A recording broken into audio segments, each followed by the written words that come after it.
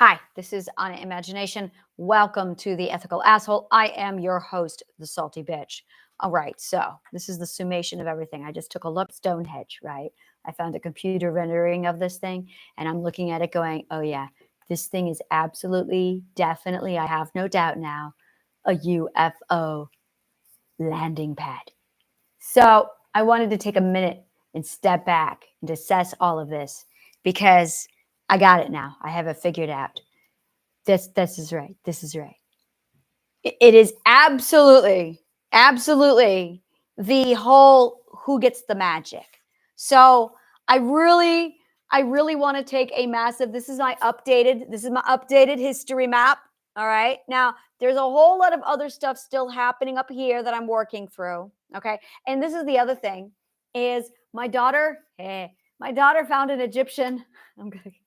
Egyptian battle that took place in around 3000, 2000 BCE. Are we ready for this? Where the enemies of the Egyptians, the Persians, of course, the Persians used cats for psychological warfare against the Egyptians. Knowing that the cats were sacred to them, they took the cats and literally put them in a line as if to say, and they did this. You can't harm us without harming the cats. And the Egyptians did not attack because it would harm the cats. So I'm sitting here going, all right, we got chariots, we got cats, Egypt, right?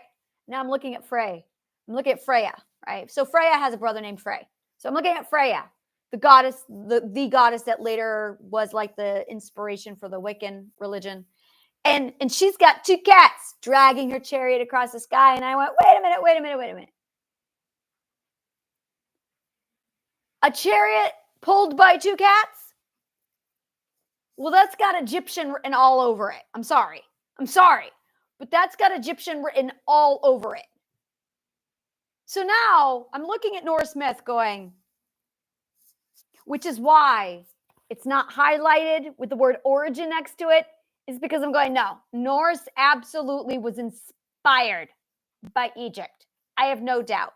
Now, I can definitely see where Norse may have become a concoction of both Mesopotamia and Egypt. I can see that. And of course, Irish. So now I'm going, all right, so Irish has roots that are common denominators, but they stand alone. So that looks like an independent. Mesopotamia, of course, is an independent, and Egypt is an independent. Now, I have found archaeological sites where they go back like 10,000 BCE. And I'm looking for, like, there's definitely fertility goddess things. You know, it's this big round woman with, you know, the female body and all that jazz. So we know this. There's definitely, it's like the oldest artifact in the world is this female goddess thing. We know this.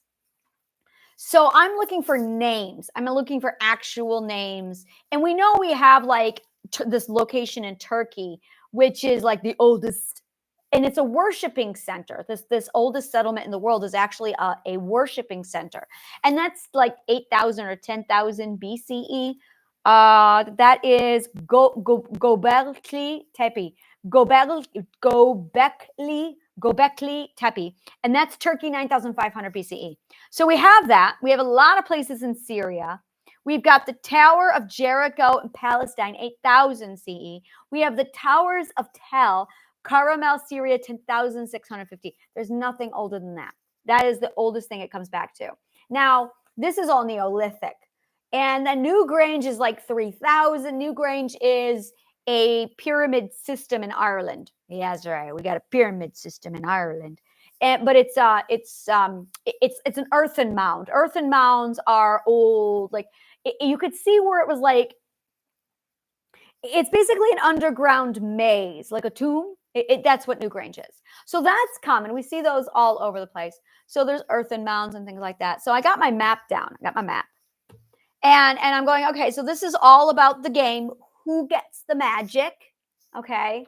And this is where I really want to dig in deep. Okay, so let's play the game, Who Gets the Magic? So the reason why this is such a big deal is because when they first realized that magic was even a possibility, it was a big ethical question of, and I'm just gonna give it voice here.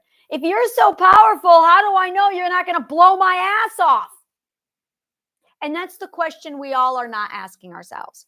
If you are so powerful, I'm loving these, this is a thing, then how do I know you're not going to blow my ass off? So I want to talk about ass blowing, because this is really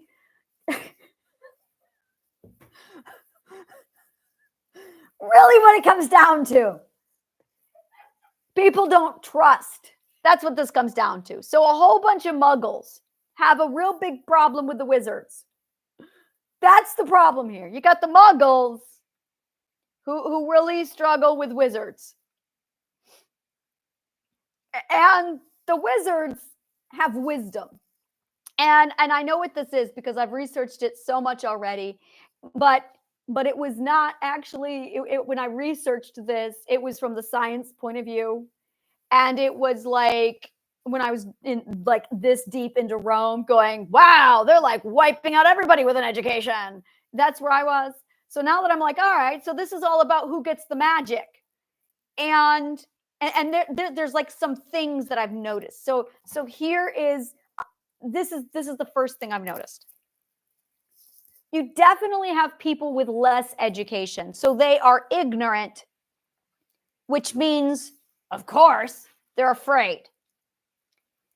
And they see these people over here with magnificent power. Okay. So you have really powerful people. And this is what it comes down to. You have powerful with wisdom and with magic. And then you've got the ignorant who are afraid. And it took, if you go from Socrates all the way up to the 4th century, that is 800 years. That is an 800-year campaign that it took Rome to imprison the wizards, to stamp out wizarding. So there, 800 years to take down the wizards. And then we have this massive, massive undertaking. Massive undertaking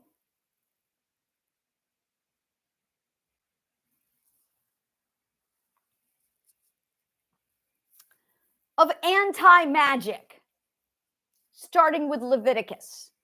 Thou shalt not suffer a witch to live. And then, of course, you got the burning of the black cats and all the black cats. Which really, now this makes sense, goes back to Egypt. Which is interesting because that actually is connected to lions, which is Mesopotamia again. So you got the lions, and then you've got the cats. And in point of fact, Bastet, that is Bast. Bast is the goddess of cats in ancient Egypt. She actually went from lions and then she became the cat goddess. So she was first lions, then cats. So we saw that transition happening with Bast. And the lion is one of the most massive things that we see in ancient Persia. And we see that with the llamas, Lammas. The llamas is the giant, okay, the Sphinx, it's the Sphinx, guys. It's the Sphinx, okay? The llamas are the magnificently large statues with massive wings, huge wings. And then they have these beards usually. Now, the wings is, I'm a god. That's your symbol, that it's a god. So this is all ancient Persia. And that is called a winged animal or a winged man. And this is what gave root later to angels. This is where it comes from, is the llamas of ancient Persia. Now, this is interesting because they had something called the winged sun. You can Google this, winged sun. So when I first saw the word winged, It was during my Shakespearean studies. That's right. And during Shakespearean era, we say winged. So I have forever since said winged. And I guess it's pronounced winged in modern era, which is weird for me because for 40 years I've been saying winged. So winged, W-I-N-G-E-D. So winged sun. So there's that. So the llamas are the things with wings. You got that. So if you look at that, you can see it. And that's got a long ancient history. That goes all the way back to 4000 BCE and then beyond. So now I'm looking at cats. You got the black cat genocide, and you've got the 800-year, we're going to stamp out witches and wizards. You've got this massive war against education. Now, it's interesting because they didn't just destroy the education, they hoarded it for themselves. And this is where it gets really interesting because, and I got to say this, Rome was a warring country. So this was common during, and this is what a lot of people don't know. When you had a culture that mastered only one craft.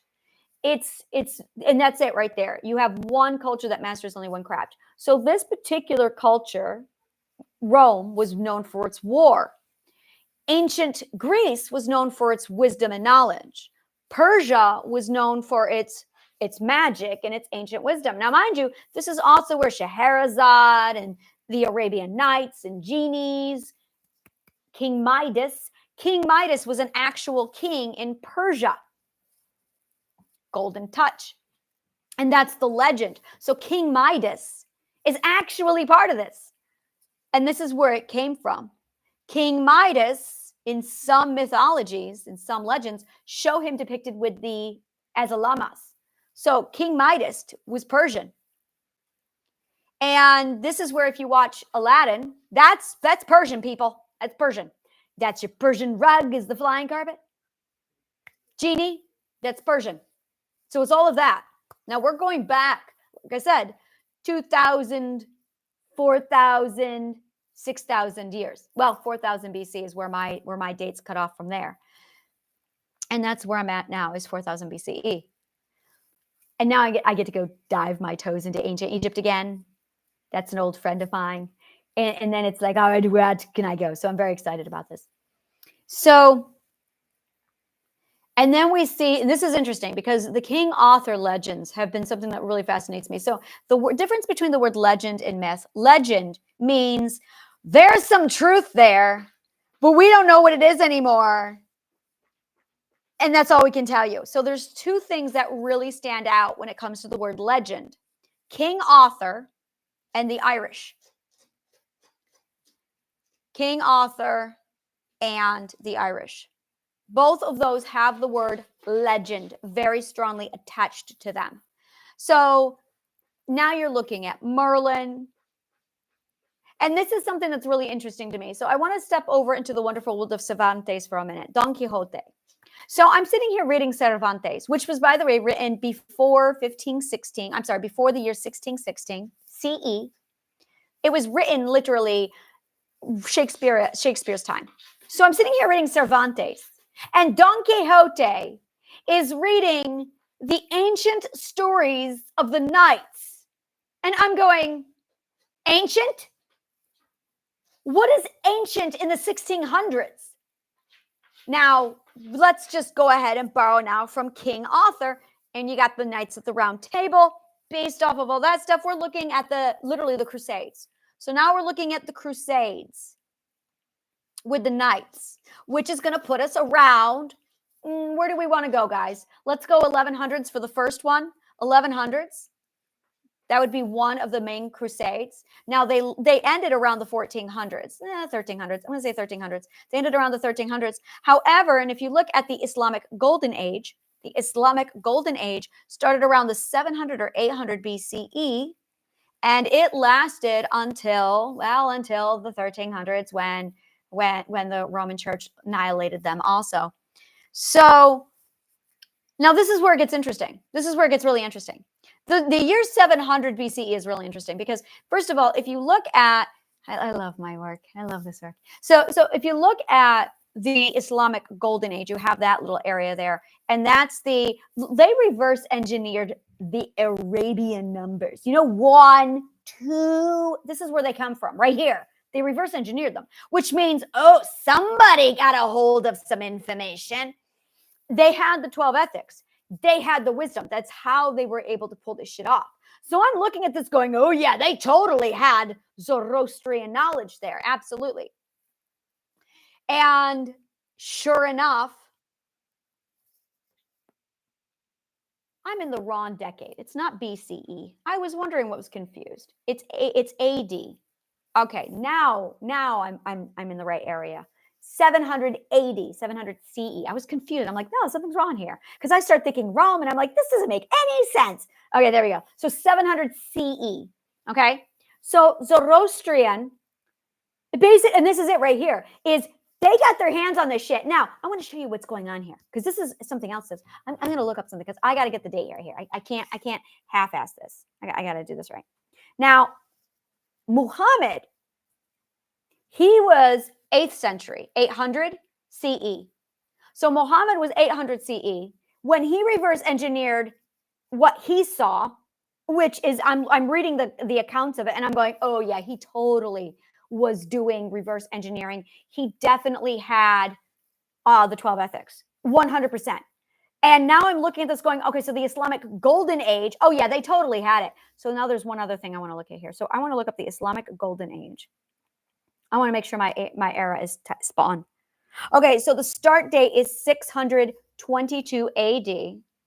All right, so this is for the Islamic Golden Age. And then it was 1258 is when it ended. Okay. Now, and this is it. And it's a period of scientific and economic and cultural flourishing in the history of Islam, dated from the 8th century to the 13th century. Yeah, that's correct.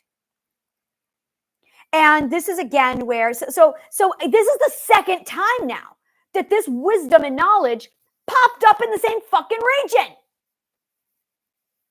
Now it makes sense. See, now it makes sense. They can't keep it away.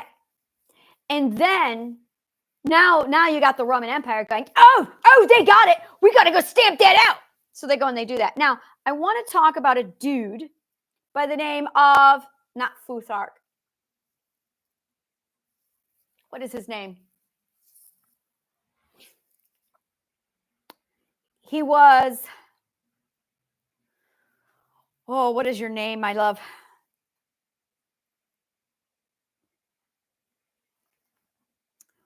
Oh, his name. I cannot remember the name of these swords. They are the most famous swords of all of Viking era. Ulfbert. So the Ulfbert blades. The Ulfbert blades.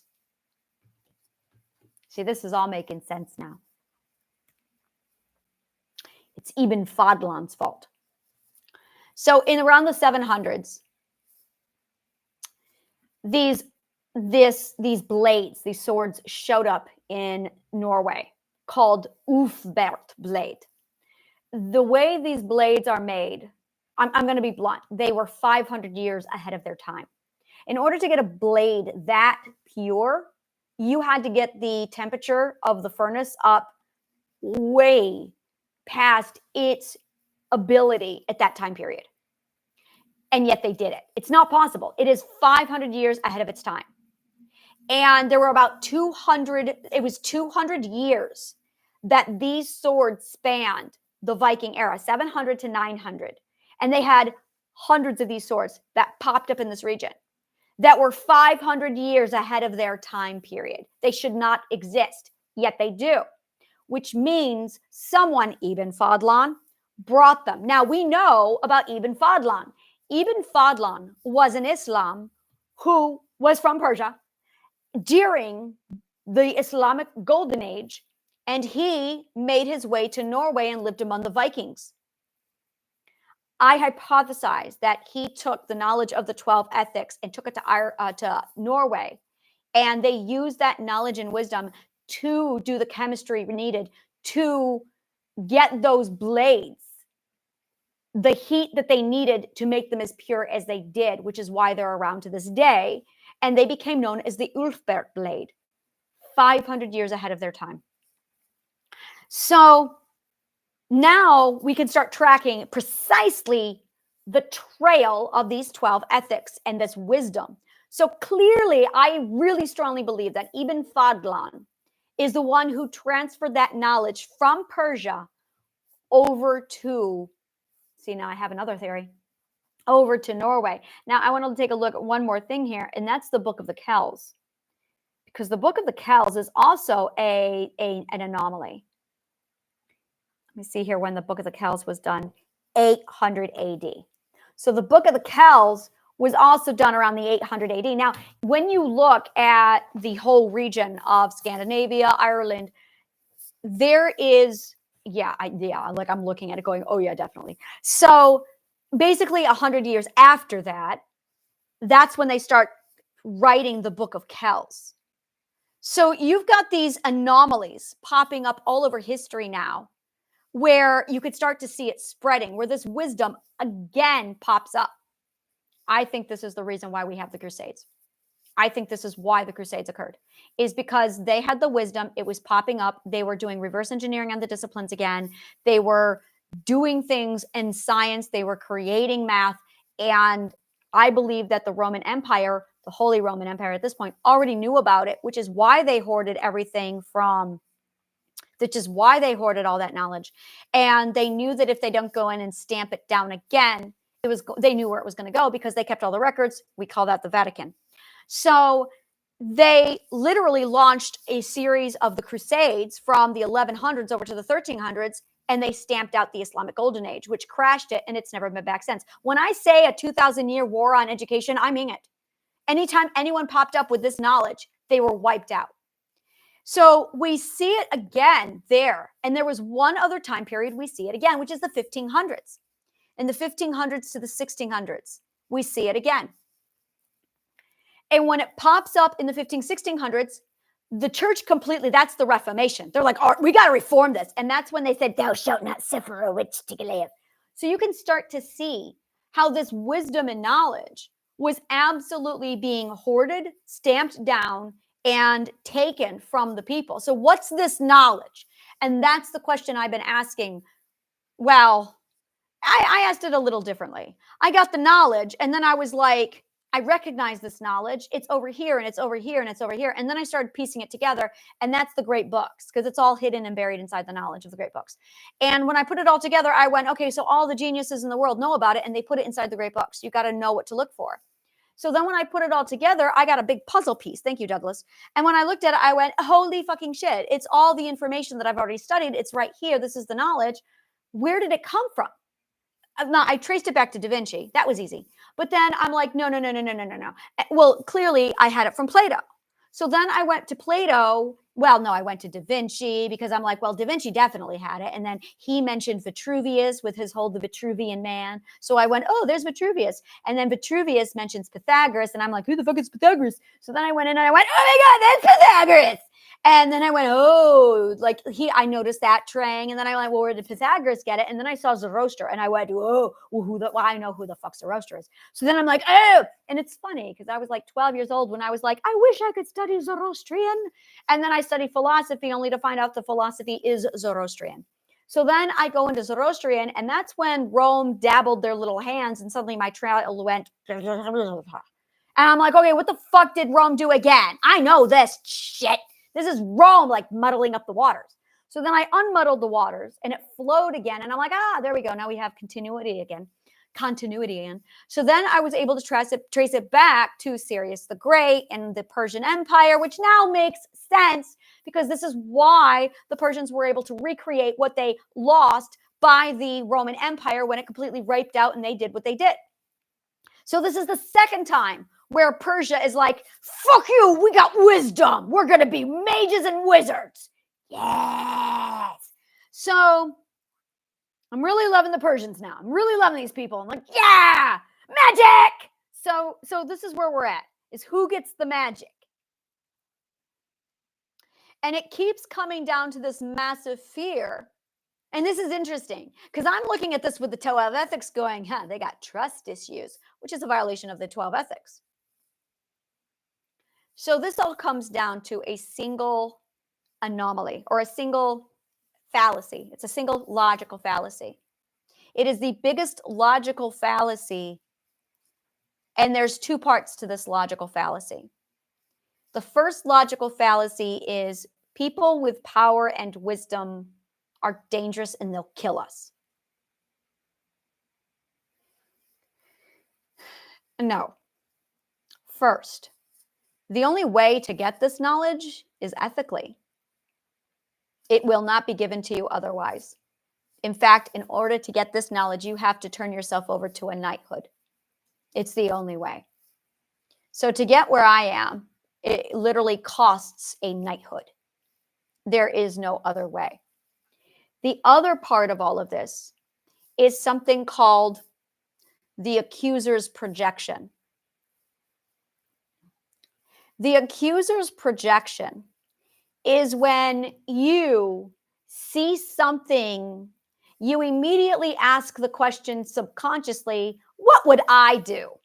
And if you're an asshole who's unethical, you would plug in the unethical, or wait, I got to say this right, the unethical asshole's answer to that question, because you are an unethical asshole. So you're going to go, oh, well, they'd burn down the entire region because that's what I would do. So now you have the accuser's projection. So now you have the accuser's projection, assuming, well, if I had that power, and now you have fear, thinking that anybody with this power would do what they would do because of the accuser's projection.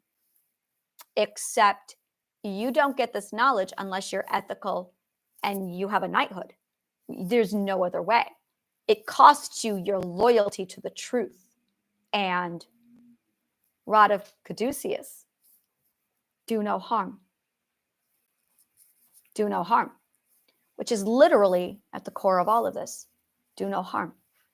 So you have the rod of caduceus, which is literally, how do I explain this? The rod of caduceus literally is the rod of wisdom. It's the rod of wisdom, which is why it's got the Zoroastrian seal on it with the two snakes for medicine, because it's literally wisdom and medicine, wise healing. The rod of caduceus. We are talking a massive level of an honor bound. It's a knighthood, which you get to see a sample of with the knights of with the King Arthur's knights and the Knights of the Round Table. The Round Table was equal footing the sixth ethic. And when you start to research the knighthood and King Arthur's court, you get to see the ethics of the 12 ethics at work.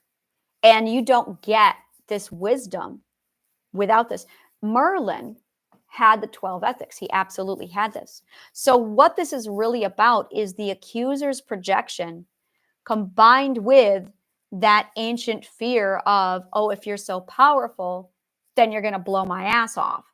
Well, the accuser's projection would do that. And that's really what this comes down to, is people do not know that when you are ethical, that's when you get the power. You cannot separate it, because that's what ethics is the science of power. Ethics is the science of power. So that when you start to really understand how deeply these two things are embedded, and here's the thing, the ethics of power goes right hand in hand with do no harm. You could literally call this the knight's oath, where you have do no harm, the power and the wisdom with the ethics. They're not separable. They can't be. They are absolutely integrated. And that is the knighthood, which is why we refer to it as the Asha or the Ashavana. And that's why. So when you have something like, okay, well, who gets the power? And this is the logical fallacy that disrupted it all. I knew I was looking for it somewhere. This is the logical fallacy I was looking for. There was one particular logical fallacy. So when we ask the question, who gets the power? instead of coming to the conclusion of, well, do you know about the rod of Caduceus? And that's really what this comes down to is if you have the rod of Caduceus with do no harm, and now you're looking at basically that pros, cons, what options do we have? Who gets the power? Well, if you're going to be unethical, we need to make sure that it only goes to God. So we have only God gets the power. And that's where we see Christ. That's where we see Moses get the power. And that's where we see God. And then if you look through all the biblical stories, it's all the different ways my God is more powerful than your God. So it's a whole bunch of gods destroying gods to determine who's the most powerful. Now, the other side of that is everyone is magical. Everyone is powerful. And now you can look at it through a whole different light of, well, if everyone is powerful, then how are we going to keep something like this regulated? And now you're getting into, well, magical law. That's what you're getting into. But Mother Nature already has this taken care of, which is something you learn on the ethical journey, which is called ethical law and natural order. And that's how it's done. But because people are ignorant on the other side of, well, I have a God and only the God is allowed to do magic, they don't know about ethical law and natural order. And that's literally the balance. That is why we're playing the game, who gets the magic. So you've got a whole lot of people who are expanding into this next stage of growth, and they don't understand what's going on. You step in, you bring in the physics, you start walking them through the physics, and what they're doing is they are at the entrance door of science. And so you have art, you have communication, you have science, and then you have science, and then you have the other side of science. Now this is where I am. So when you get the other side of science, that keeps expanding, and that opens up a whole nother realm. And that's where we were twice now, in the 8th century, and also all the way back in the, well, I'm going to say in the 600 BCE, when Zoroaster did it.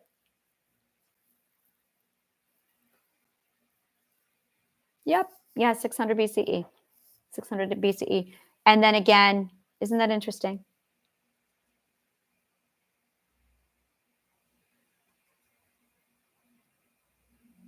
I want to sit down and mathematically start to break that down to see, ooh, I see a pattern. I see a pattern. I see a pattern. So 6, 7, 800 years. 800 years again, 1600s. 800 years again.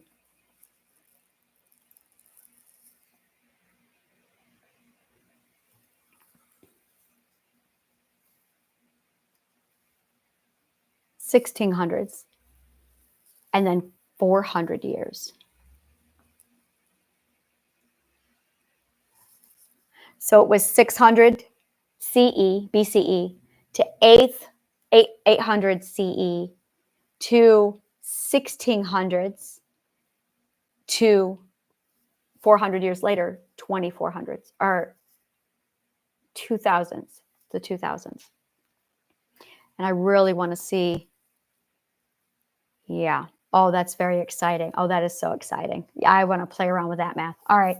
Thank you so much. And may the kindest of words always find you.